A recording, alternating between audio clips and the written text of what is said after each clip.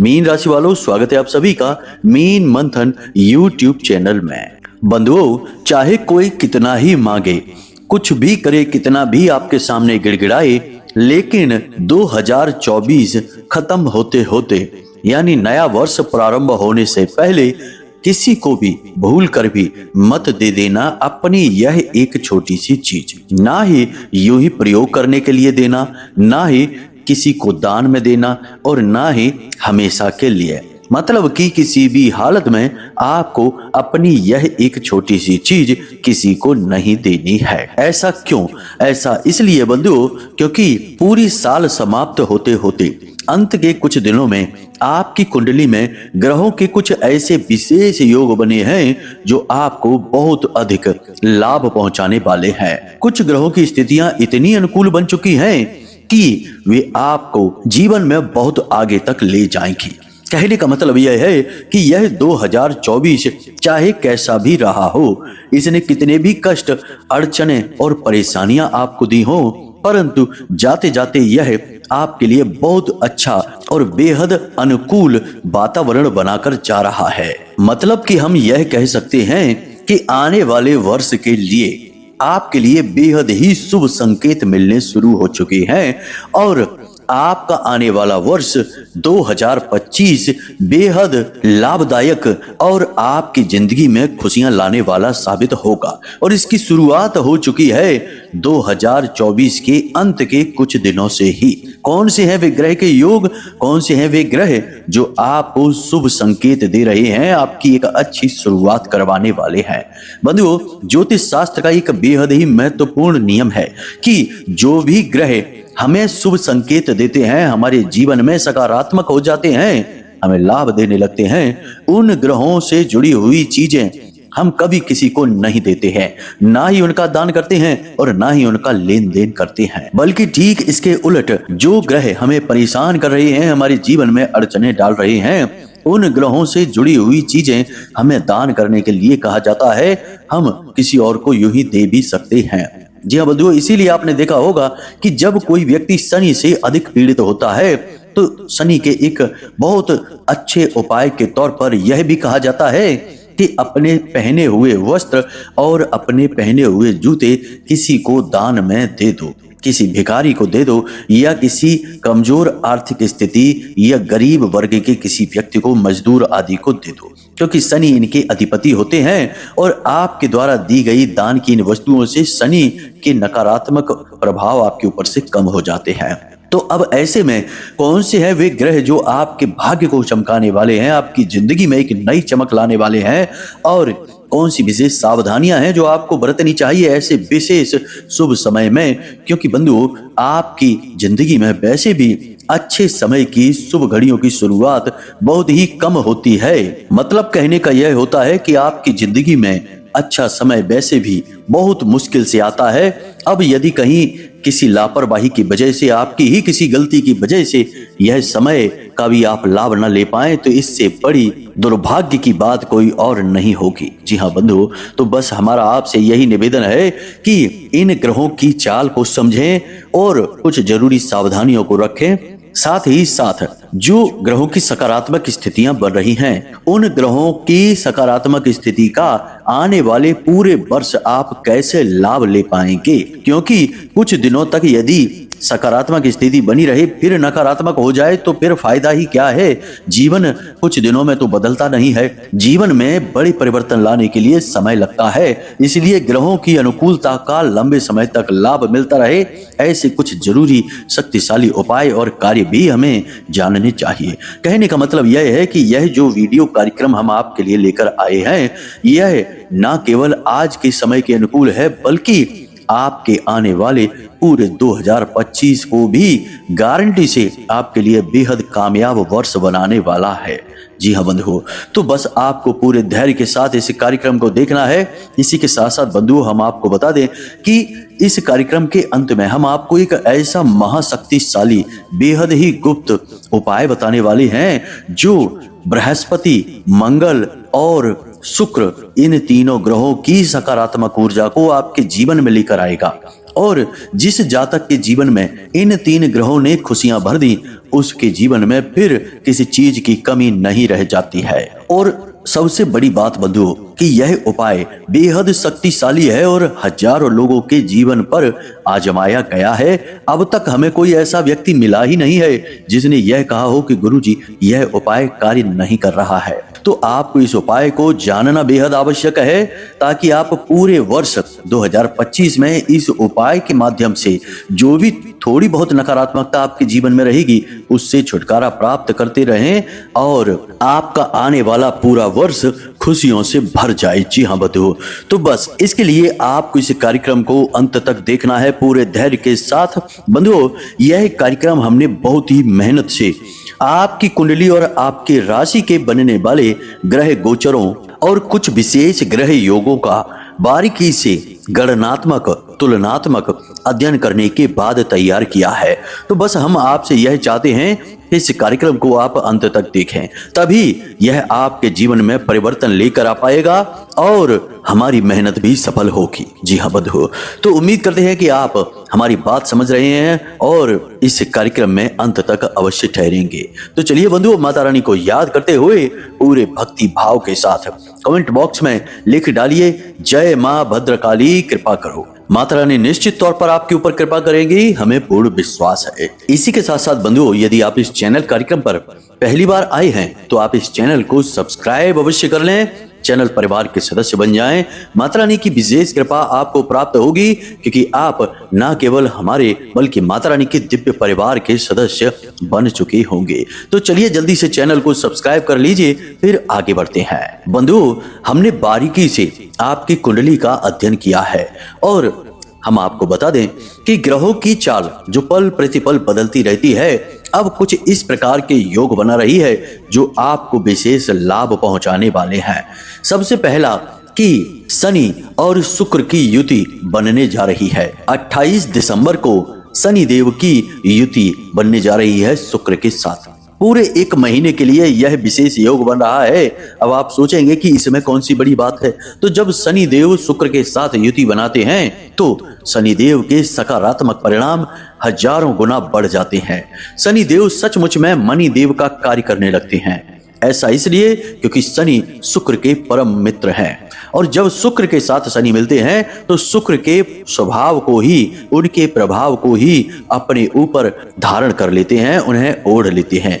इसे शनि देव का स्वागत मानकर चलिए अपने मित्र के लिए। जी हाँ बंधुओं, तो आप इससे समझ सकते हैं कि आपके जीवन में इसके क्या सकारात्मक परिणाम होंगे। 3 तरीके की खुशियां आपके जीवन में आएंगी 28 दिसंबर के बाद और फिर पूरे 1 महीने के लिए आपके जीवन में रुकेंगी। हम आपको कुछ ऐसे तरीके भी बताएंगे जिससे कि ये आने वाली खुशियां पूरे 1 महीने तक नहीं, पूरे 1 वर्ष तक और यहाँ तक कि पूरे जीवन भर रुकी रहेंगी। तो ध्यान से सुनिए 3 खुशियां क्या हैं। सबसे पहली, धन को लेकर समस्या समाप्त। जी हाँ बंधुओं, अचानक से धन लाभ होगा। कहीं से भी आए, कैसे भी आए, किसी भी प्रकार से आए, चाहे आपका ही रुका हुआ धन मिले, चाहे आपको कहीं पर किसी भी प्रकार से धन लाभ हो, पैसे आपके जीवन में आएंगे 28 दिसंबर के बाद। इसे आप ध्यान से समझिए। दूसरा यह कि आपके जीवन की कोई एक बड़ी समस्या का समाधान करने में आपका कोई एक मित्र, कोई एक बहुत ही खास व्यक्ति आपकी मदद करेगा और वह मदद कोई छोटी मोटी मदद नहीं होगी। वह कुछ इस प्रकार की मदद होगी कि आप उसे जीवन भर भूल नहीं पाएंगे। कहने का मतलब यह है कि एक मित्र, एक आपका अपना ही कोई आपकी बहुत बड़ी मदद करने वाला है। इस मदद से आपके जीवन में बहुत सारी खुशियां आएंगी। अब किस प्रकार की हो सकती है यह मदद? कोई सरकारी विवाद है, कोर्ट कचहरी का कोई मैटर है जिसमें कि आपको बहुत अधिक परेशानी हो रही है, सुलझने का यह विवाद नाम ही नहीं ले रहा है, वहां पर यह मदद आपको कर सकता है। रुपए पैसे से आपको मदद कर सकता है। कहीं से आपको पैसे की बहुत अधिक आवश्यकता है, आप कोई अपना काम धंधा व्यापार शुरू करना चाहते हैं, कोई नई शुरुआत करना चाहते हैं और आपको पैसे की जरूरत है, तो वैसी मदद हो सकती है। कुल मिलाकर देखा जाए तो किसी भी प्रकार से होगी, लेकिन मदद अवश्य होगी। इन 2 बातों को आप याद रखना। ये दोनों घटनाएं आपके जीवन में निश्चित तौर पर होंगी ही। तीसरी घटना, प्रेम आपके जीवन में आएगा। हम आपको बता दें कि जिन लोगों का प्रेम बंधन नहीं है किसी भी प्रकार का, उनके नए प्रेम संबंध बन सकते हैं। जिन लोगों के पुराने प्रेम संबंध है लेकिन किसी भी प्रकार से तनाव की स्थितियां हैं, प्रेम का जो जीवन रस है वही समाप्त हो गया है, तो अब प्रेम का नया बीज खिलेगा, नया वृक्ष बनेगा, जीवन में प्रेममयी वातावरण बनेगा, आपको बहुत अधिक आनंद की अनुभूति होगी। इसी प्रकार पति पत्नी के बीच यदि आपस में प्रेम पूर्ण वातावरण समाप्त हो चुका है, लड़ाई झगड़े तनाव की स्थितियां बनी हुई हैं, अलगाव होने वाला है या हो चुका है, तो आप दोनों के बीच में भी प्रेम बंधन बनेगा। बेशक चाहे कमजोर वातावरण बने, लेकिन यदि आप प्रयास करेंगे और कुछ जरूरी उपाय कर लेंगे तो यह प्रेम बंधन फिर से मजबूत हो जाएगा और फिर कभी टूटेगा ही नहीं। ऐसा होगा शुक्र देव की वजह से। याद रखना कि शुक्र प्रेम के ही कारक ग्रह हैं। जिसके जीवन में शुक्र उत्तम होते हैं, सकारात्मक होते हैं, उसके जीवन में प्रेम की किसी भी प्रकार की कमी नहीं होती है। अब यह ग्रह स्थिति आपके जीवन में बनने वाली है बंधुओं, तो बस इंतजार करिए और जीवन के एक नए आयाम में जाने के लिए तैयार हो जाइए। इसी के साथ साथ बंधुओं, कुछ ग्रहों की स्थितियां और भी बहुत ही सकारात्मक हैं, जैसे कि गुरु और बुध का समसप्तक योग। यह भी बड़ा लाभदायक होता है क्योंकि गुरु हैं ज्ञान के देवता और बुध हैं उस ज्ञान को प्रयोग करने की विधि। कहने का मतलब यह है कि वाणी आपकी कैसी रहेगी, उत्तम रहेगी, बुद्धि आपकी सही चलेगी, निर्णय आप अच्छे अच्छे ले पाएंगे, काम धंधे व्यापार में आप खूब तरक्की करेंगे, किसी नए काम की शुरुआत भी कर सकते हैं। जी हाँ बंधुओं, और जो काम आप शुरू करेंगे 28 दिसंबर के बाद उस कार्य में आपको निश्चित सफलता भी प्राप्त होगी। इसी के साथ साथ बंधु, आपका घर का वातावरण भी बहुत ही सुंदर हो जाएगा। तो यहाँ पर हमने आपको दो ग्रहों के विषय में समझा दिया, यानी दो ग्रहों का आपसी तालमेल हमने बता दिया है। लेकिन अब हो सकता है कि कुछ जातकों के जीवन में इन ग्रहों की युतियों का और इन वातावरण का, योगों का कोई विशेष लाभ ना पहुंचे, क्योंकि बंधु सीधी सी बात है कि कोई सकारात्मक ऊर्जा का बहाव आपकी ओर आ रहा है और यदि बीच में किसी प्रकार की कोई अड़चन है, कोई रुकावट है, तो वह बहाव आप तक कैसे पहुंचेगा? वह आपके आसपास से होकर गुजर जाएगा लेकिन आपको प्रभावित नहीं करेगा। फिर आप कहेंगे कि गुरुजी, आपने तो कहा था कि खुशियां आएंगी, पैसा आएगा, प्रेम आएगा, लेकिन हमारे जीवन में तो कुछ भी नहीं आया। तो बंधुओं, हम आपको बता दें कि यहाँ पर दो बातें हैं। पहली बात तो यह है कि आपकी ही राशि के हजारों लाखों जातक होते हैं, सबके ऊपर एक जैसा राशिफल फिट नहीं हो सकता।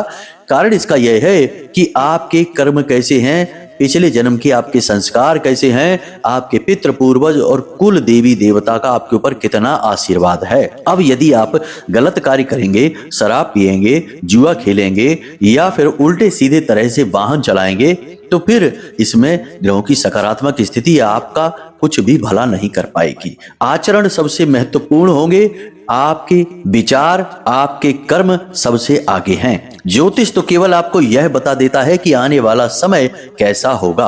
अब उस समय का यदि आप स्वागत ही नहीं करेंगे तो वह समय कब गुजर जाएगा आपको पता भी नहीं चलेगा।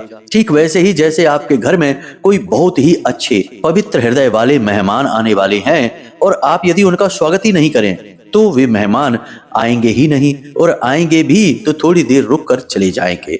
आप उनका लाभ नहीं ले पाएंगे, उनका ज्ञान हासिल नहीं कर पाएंगे।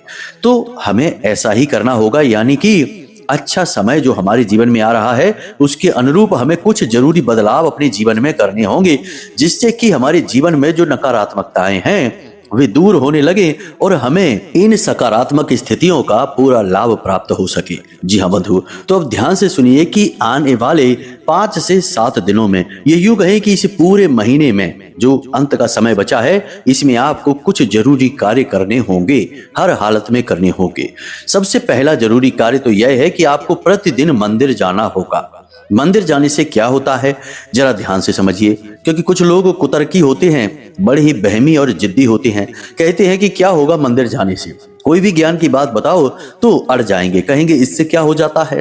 तो उनके लिए थोड़ा सा जवाब दे देते हैं। वैसे तो कुतर्कियों से हम बात नहीं करते, फिर भी चलो समझा देते हैं। मानकर चलिए कि आपके घर में पीने का पानी खत्म हो गया है या बहुत ही कम बचा है और आपको पानी चाहिए, तो आप पानी के लिए क्या करेंगे? दो ही तरीके हैं, या तो पाइपलाइन बिछाइए अपने घर तक और जल स्रोत से पानी अपने घर ले आइए, या फिर आप सीधे जल स्रोत के पास जाइए और वहां से जितना चाहिए उतना पानी भर लाइए। यही तरीके हैं। अब धर्म और भगवान का मंदिर क्या करता है? भगवान का मंदिर एक स्रोत है जहां से अनंत सकारात्मक ऊर्जा प्रवाहित हो रही है पूरे संसार के लिए। अब यदि आपके जीवन में सकारात्मक ऊर्जा कम हो गई है, यानी कि भगवान की कृपा कम हो गई है, नकारात्मकता बढ़ गई है, तो आप दो कार्य कर सकते हैं। एक, या तो भगवान के नाम से कोई बड़ा अनुष्ठान, कोई साधना अपने घर में कर सकते हैं। यह पाइपलाइन बिछाने जैसा है जिससे भगवान की कृपा सीधी आपके घर तक आपके जीवन में आ जाएगी। लेकिन अब हर व्यक्ति तो साधनाएं नहीं कर सकता, अनुष्ठान नहीं कर सकता, तो वह सीधे मंदिर जाए और भगवान के सामने बैठ जाए, अपनी दुख, अपनी तकलीफ, समस्याएं बताए, भगवान की पूजा पाठ करे, हाथ जोड़े और वहां से उसके जीवन में सकारात्मक ऊर्जा, भगवान का आशीर्वाद आ जाएगा। तो उम्मीद है कि आपको समझ में आ गई होगी कि हम आपको क्या समझाना चाहते हैं। अब कहने का मतलब यह है कि आपको प्रतिदिन मंदिर जाना है और मंदिर में दान पात्र में प्रतिदिन आपको पैसे, जितनी भी आपकी क्षमता है, सामर्थ्य है, 10 का नोट, 5 का नोट, जितनी भी आपकी क्षमता है, सामर्थ्य है, उतना नियमित तौर पर डालें दान पात्र में। जी हाँ बंधु, इससे क्या होगा? मंदिर में जो आप दान पात्र में धन डाल रहे हैं उसका प्रयोग तो भगवान के कार्यों में ही होगा। भगवान का श्रृंगार खरीदा जाएगा, प्रसाद खरीदा जाएगा, भंडारे वगैरह होंगे, उनमें प्रयोग किया जाएगा। यानी कि एक छोटी सी रकम देकर भी आप कितने बड़े कार्य का हिस्सा बन जाएंगे, यह सोचने की बात है। यानी कि कितना बड़ा सहयोग और कितनी उसकी कृपा आपको प्राप्त हो जाएगी। इसी के साथ साथ बंधुओं, आप मन में यह संकल्प भी करें कि आप जब तक बेहद जरूरी ना हो तब तक झूठ नहीं बोलेंगे, यानी सत्य का साथ देंगे। अपनी झूठी सीखी बघारने के लिए भी झूठ नहीं बोलेंगे, कुछ भी गलत नहीं बोलेंगे। जो सच है सो है, जैसी स्थिति है वैसी है, आप हर हालत में सच बोलेंगे। एक बात हम आपको बता दें बंधुओं कि जब कोई सत्य बोलता है तो उसके ऊपर वाक सिद्धि हो जाती है, और जब कोई पूर्ण रूप से अहिंसक हो जाता है तो हिंसक से हिंसक जानवर भी उसका कुछ नहीं बिगाड़ पाते हैं। और जब कोई पूर्ण रूप से धार्मिक हो जाता है, भगवान की भक्ति में लीन हो जाता है, तो भयंकर से भयंकर भूत प्रेत पिशाच निशाचर चुड़ैल भी उसका कुछ बिगाड़ नहीं पाते हैं। ये सत्य है, ये बदलता नहीं है। आपके आचरण आपके जीवन में ऊर्जाओं को आकर्षित करते हैं। आप यूं ही बिना बात के झूठ बोलेंगे, उल्टी सीधी बातें करेंगे, इसकी उसकी बुराइयां करेंगे, तो आप नकारात्मक ऊर्जाओं को, भूतों को, प्रेतों को, पिशाचों को अपनी ओर आकर्षित कर रहे हैं, क्योंकि ये इन्हीं तरीके की वातावरण में रह सकते हैं। ठीक इसके विपरीत आप सत्य बोलने लगे, आप भगवान का नाम स्मरण करने लगे, केवल भगवान का नाम और भगवान के भजन ही एकांत में बैठकर गाने लगे खाली समय में, तो भला कौन सा भूत प्रेत आपके आसपास रह सकता है? क्या आपको किसी की नजर लग सकती है? क्या कोई नकारात्मक ऊर्जा आपका कुछ बिगाड़ सकती है? नहीं, संभव ही नहीं है। तो बस आपको इस प्रकार के आचरण करने हैं। तो इस तरीके का वातावरण आपको बनाना है ताकि आप इन बनने वाले शुभ समय और योगों का पूरा लाभ ले सकें। अब ध्यान से सुनिए, हम आपको बताने जा रहे हैं उस एक चीज के विषय में जिसे आपको भूल कर भी किसी को नहीं देना है इस पूरे महीने में, यानी कि नया वर्ष प्रारंभ होने से पहले किसी को भी नहीं देने हैं। दो चीजें हैं बंधु, दोनों ही चीजें यहाँ पर आपके शुक्र और शनि से संबंधित हैं। चूंकि अब शनि भी मार्गी चल रहे हैं, सकारात्मक हैं, आपको लाभ पहुंचा रहे हैं, हानि नहीं, तो शनि से जुड़ी हुई चीजें आपको किसी को भी नहीं देनी है। यानी अपने जूते चप्पल, अपने वस्त्र, खास तौर से कमर से नीचे पहने जाने वाले वस्त्र, और अपना वाहन, अपनी गाड़ी और अपने इलेक्ट्रॉनिक सामान किसी को भी प्रयोग के लिए नहीं देने हैं। चाहे कोई कितना ही मांगे, उधार मांगे आपसे, किसी को नहीं देने हैं। दूसरा कि आपके घर में यदि कोई ऐसा सामान है इन चीजों से जुड़ा हुआ, यानी कि जूते चप्पल वस्त्र वगैरह, जो अब आप प्रयोग नहीं करते हैं, तो उसे अपने घर से तुरंत निकाल कर बाहर कर दें, अपने घर में उसे ना रखें। जैसे इलेक्ट्रॉनिक सामान, टूटा फूटा कबाड़ का सामान है, उसे नहीं अपने घर में रखना है, उसे बाहर निकाल देना है, कबाड़ी वाले को बेच देना है। इसी प्रकार अपने पुराने वस्त्र हैं, जूते चप्पल वगैरह हैं, उन्हें बाहर निकाल कर फेंक देना है, किसी को प्रयोग करने के लिए नहीं देना है, फेंक देना है। इस तरह से आप शनि के सकारात्मक गुणों को अपने जीवन में लेकर आएंगे। दूसरा, शुक्र से जुड़ी हुई चीजें, यानी कि सफेद रंग की कोई भी वस्तु, अपने सौंदर्य प्रसाधन का कोई भी सामान और शक्कर, नमक, चावल यानी सफेद रंग की कोई भी वस्तु आपको किसी को देनी नहीं है। सफेद रंग यानी कि चांदी का सामान भी हो सकता है, कोई जेवर वगैरह होंगे चांदी के, ब्रेसलेट है, चूड़ा, कड़ा, घड़ी, किसी को भी नहीं देनी है। इन चीजों को भी आपको किसी को लेन देन भूल कर नहीं करना है, क्योंकि इनसे शुक्र नकारात्मक हो जाएंगे। अभी आपको इन दोनों ग्रहों का बहुत अधिक लाभ मिलने वाला है। 28 दिसंबर के बाद आपकी जिंदगी बदलने जा रही है, तो आपको ये भूलें नहीं करनी है। अब एक सबसे महत्वपूर्ण चीज कि आपको कोई भी धार्मिक किताब या किसी भी प्रकार की कोई किताब या कलम आने वाले 6 से 8 दिनों में किसी को भी नहीं देना है। जी हाँ बंधु, इनसे आपका गुरु और बुध खराब हो जाएगा यदि आपने इन्हें दे दिया तो। इन चीजों का आपको ख्याल रखना है, इनका लेन देन भूल कर भी नहीं करना है।